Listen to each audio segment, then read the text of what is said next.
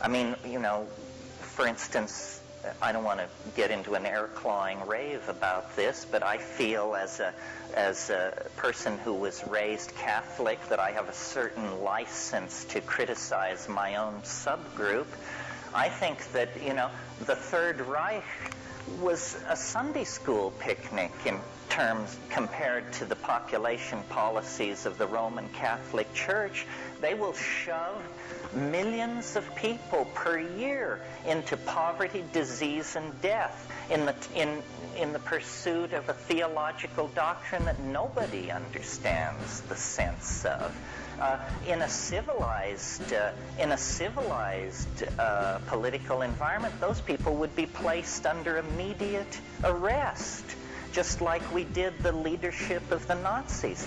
I do not understand how you can call yourself pro-life when the policies that you espouse mean planetary death.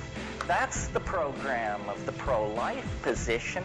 More starvation, more agony, more wars, more destroyed land, more toxic output in the name of being pro-life? What have words come to mean?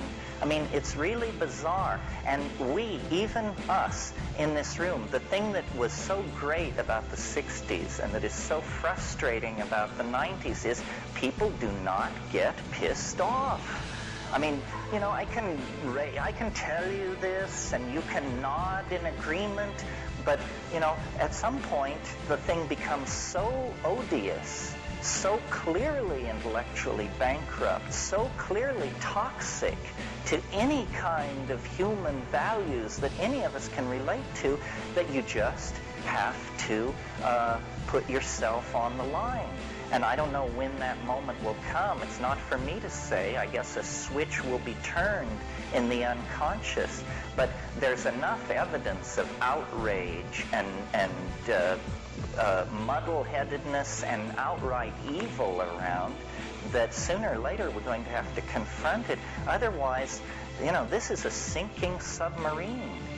And there is no way out unless people who really understand the gravity of the situation and the stakes make their voices heard. If we leave it up to the institutions that have been put in place over the last 500 years, these are anti-human institutions.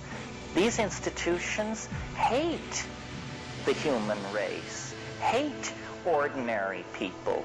And until we wake up to this, we're going to be their victims. We're the marks.